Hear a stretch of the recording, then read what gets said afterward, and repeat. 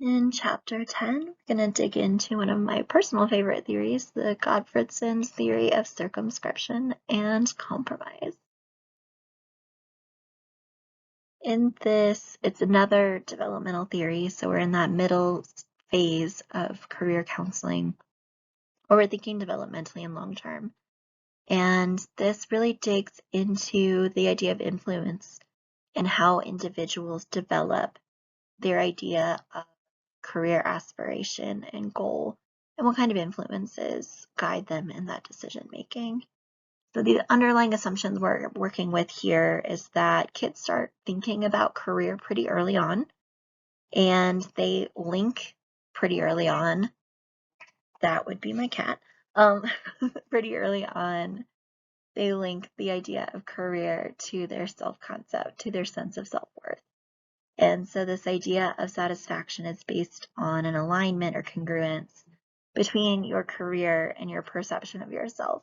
So if these things align, you're feeling pretty satisfied. If those things disalign, you're not feeling satisfied, which might sound vaguely familiar from a previous theory we've talked about. And we're adding in this idea of stereotype. So some occupations and careers carry more status and value in terms of society than others. Which begs the question, what did you want to be when you grow up? And a really great example of this theory is the evolution of the idea of Barbie. And it's kind of funny, I've been teaching this for a very long time, and the movie that came out added to this discussion in a very interesting way just recently. So originally, Barbie had, like many women at the time, had very limited occupational options when she first debuted.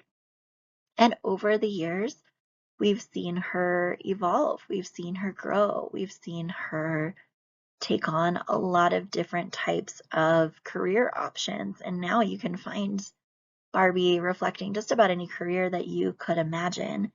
And the idea behind this was that you were creating role models for young girls, young people, not just girls, to be able to see more options for themselves than originally projected. Because we saw, like early on, the options for young women in particular as librarians, secretaries, teachers, homemakers, and that was about it. And so in evolution over time, we've seen this introduction of role models and this idea that there are a lot more career options out there. And I think similarly, reversely, we see for like male identifying individuals, and then of course, digging deeper into trans and non-binary individuals, so maybe more masculine, more feminine aligning persons is a better way to say that. So for more masculine aligning persons, there was a lot of similar stigma associated with goals of homemaking, of raising families, of pursuing careers that were traditionally more feminine aligned, and those limited options for them on the other side of things. And so the idea with Gottfredson's theory is that when societally we limit options based on demographics and stereotypes, we all suffer, because as individuals, we're not able to find the thing that's truly the most satisfying for us and the most fulfilling. And as a society, we lose out on individuals that could be very talented and could provide really substantial contributions and roles that they perceive are not made for them. And so that's something to carry in mind as we talk about this theory, because at the heart, that's really what it's about. It's this idea that we receive a lot of messages early on in life that eventually limit our perceived options when it comes to career. And Gottfredson talks about we each have these two parts of the self. We have the social self, which is this idea of learning through others. And then we have the psychological self, which is the more core, the more centered part of the self. And so social self is very important. It evolves over time, and it's how you perceive the idea of intelligence, status, gender, race, ethnicity, identity. And that's shaped through the interactions that you have through others, through social learning. So you learn that some things are acceptable and some things are not, and some things are desirable and some things are not, and what it means to be intelligent. And it's not tied to any specific assessment, but rather the attitudes and influence of others. And then the psychological self are your inherent values, interests, personalities, those more unmovable traits, those more heritable traits. Those are influenced greatly by the social self. So there are these 4 processes that we navigate as we go through the life. So again, we're thinking developmentally here. We go through cognitive growth because we've got to learn things. We have to learn how to think in more complex ways. We have to learn how to solve problems. We have to learn how to navigate through dilemmas and learn how to be resilient. So we weigh our options in consideration of social context. And in Gottfredson's theory, this idea of maturity is the better balance between the psychological and the social self. So as we're younger, we're more influenced by others because we have not developed that sense of cognitive maturity yet. And as we get older, ideally, we have a more centered sense of cognitive maturity. We kind of know what we know. We know ourselves, and so we're more resistant to the influence of others as we age, in theory. But that sort of lines up to what we know, thinking about Erikson's developmental stages and thinking about what we know about child and adolescent development. We're very easily influenced, and we're largely looking to others to grow and shape our sense of self and our attitudes about the world as we navigate childhood and adolescence. And that ties into this idea of career as well. So very quickly, you start to eliminate options and determine what types of occupations are going to be acceptable within your self-concept, within your perception of yourself in relation to the world. So having gone through that cognitive growth and understanding, we go into the self-creation. So like some of these things we're born with, that's psychological self, like we have genetic traits, we have physical abilities, we have a certain amount of intelligence, we have certain characteristics that are inherited and just a part of us from beginning to end. And then there are characteristics that we develop over time through our social interactions. So these might be personality traits, characteristics, things that we develop either because we learn that something about ourselves is unacceptable, and so we work to eliminate or not show that part of ourself out loud anymore, or we learn that something is desirable and we work to develop that trait over time. So we create the sense of self in combination of the things that we're born with and the things that we determine are acceptable or not as we navigate the social world. Because all we're trying to do as humans, as houseplants with emotions, is to find our place to fit. We are trying always to find our space in society where we feel important and we feel fulfilled and we feel meaningful.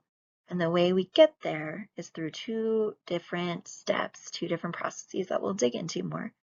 The first is called circumscription. The second is called compromise.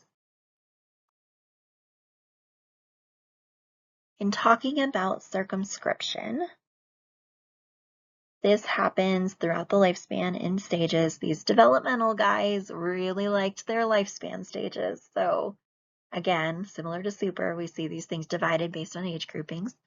So first, we learn about size and power. So when we're young, we learn about how things fit in the world, and we learn about how important and powerful and influential things are. So thinking about how a lot of younger kids are really excited about the idea of construction equipment because it's loud and it's powerful and it's big and it's exciting. Thinking about garbage trucks, they're loud and powerful and big and exciting. So the things that are big and powerful are very attractive when you're young, and things that are small and maybe not so powerful are not as attractive when you're young. So then we get into getting a little bit older, and you'll notice this stage starts at about 6 years old. And thinking about what happens when you're 6-year-old old, this is about when you're going into kindergarten. This is about when you're going into, in the United States system, mainstream schooling. And you very quickly, advertently or inadvertently, are exposed to this idea that there are gendered or sex roles associated with different things. Some things are for masculine persons, some things are for feminine persons. And so you're conditioned rather quickly to learn what things are for you and what things are not. And as Gottfredson connects this later, that includes careers. There's some research that says that often young feminine aligning persons eliminate or start to eliminate the idea of STEM related fields by the 6th grade. So by the time you're done with elementary school, you've determined that it's not okay for you to go into science, technology, engineering, math related fields. So that's 6 to 8 years. It's not a big span of time, but it's an important one because that's where you get oriented to the way that gender is perceived in society. Moving into stage 3, 9 to 13, right? So this is like what? Getting into middle school, high school. You're getting oriented to the idea that some things are more valuable than others. Some persons are more valuable than others in our societal structure. And naturally, individuals are going to be sort of sorted according to that hierarchy. And we naturally would want to strive for things that have higher valuation. So we learn that some things are better than others. Some people are better than others. And so we better figure out how to be the better people, the more valuable people, and do the more valuable things. Going into stage 4, this is moving into like high school and throughout the rest of the lifespan. We're grappling with those concepts and our internal sense of ourselves. Because we might find that in some spaces, our unique sense of self aligns with these messages we're receiving. And in some spaces, we might find it conflicts. And so that stage 4, which is basically from 13 until you die, is this process of navigating conflicts and alignment between your internal sense of self and the messages you receive in the world. And as part of that developmental process, we develop a zone of tolerance, which is how much we can tolerate that disalignment. So in a career perspective, we develop boundaries about what kinds of careers are going to be acceptable and which ones are not, based on these societal messages that we're receiving. How comfortable am I deviating from what's perceived to be acceptable? And so there's a couple of different areas where we develop these boundaries. We develop our own zone of tolerance about what we determine to be an acceptable choice and what we determine not to be. And remembering Gottfredson made this theory back in the 80s. We didn't have as complex an understanding of identity as we do today. And so thinking about how you might adapt to this to be more inclusive, to be more considerate of various types of intersecting identities that your clients may bring. But Gottfredson outlined a boundary of tolerance based on your sense of sex or gender.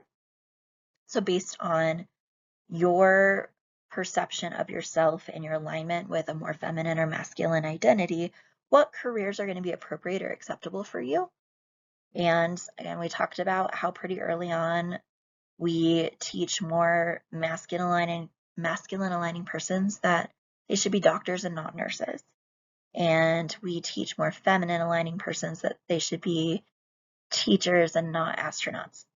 So it's not that there's anything wrong with any of those professions. They're all very important, and we need all of them to make our world function.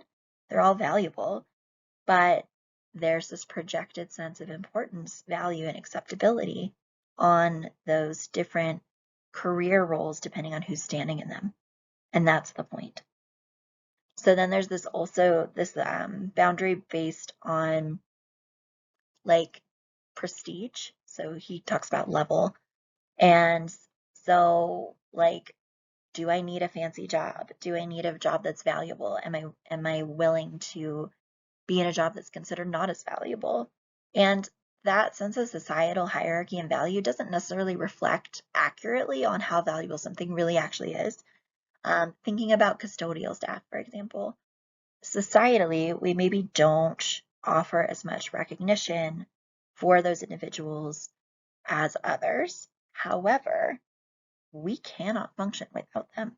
Our schools cannot function, our hospitals cannot function, our places of business cannot function without those individuals. And they actually hold quite a bit of power because they have the keys to everybody's offices.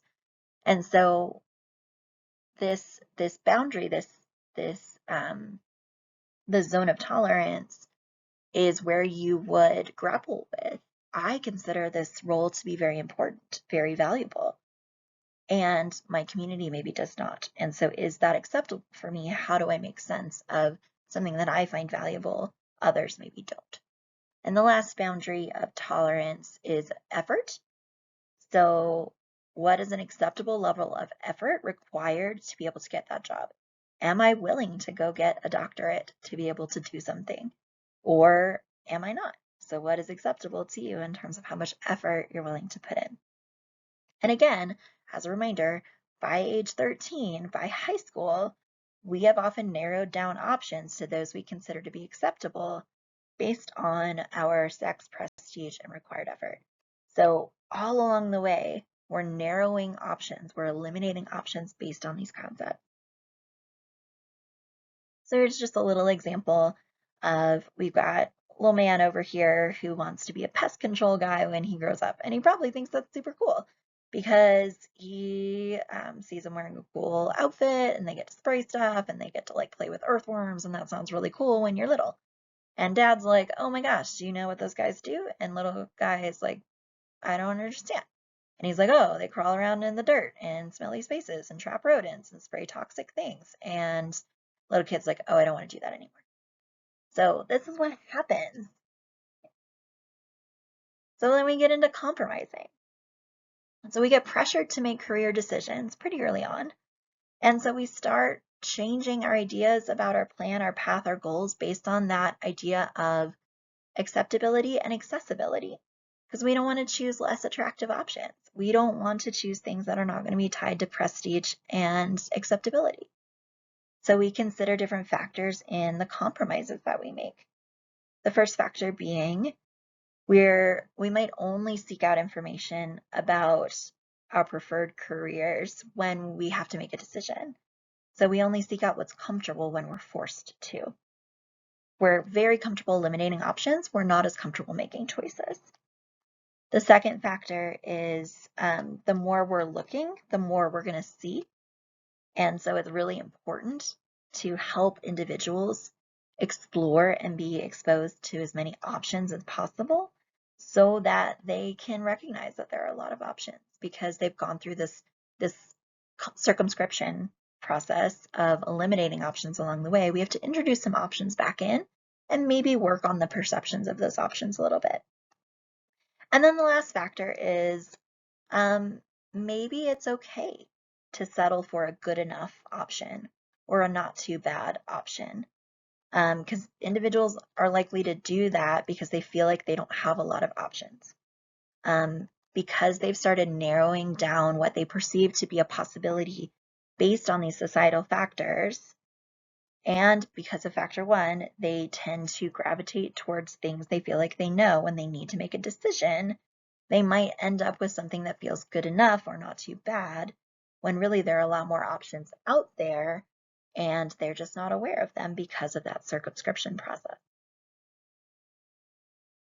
So what does all this mean? What does all this look like? In the career counseling process, it's very reflective. Gottfredson was a big fan of journaling and writing. So we've got to figure out where these messages come from, first of all. And you all did a career autobiography assignment where you got to explore some of these things. You might do similar exercises with your clients. Explore their career process, how they developed their ideas about things, where they got messages.